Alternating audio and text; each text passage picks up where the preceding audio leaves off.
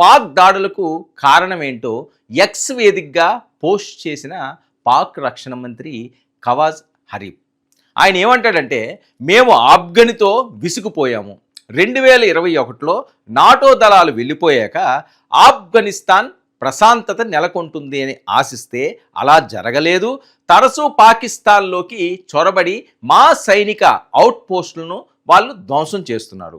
మరి ఇలాంటి టైంలో మేము ఎందుకు ఊరుకుంటాం?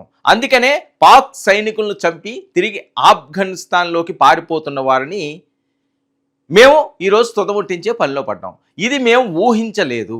సో ఇంకా యుద్ధం తప్పదు, తాడో పేడో తేల్చుకోవాలని. మరి ఆ వివరణపై పెదవి విడిచిన వారికి జవాబుగా మరో పోస్ట్ పడింది. ఏంటది?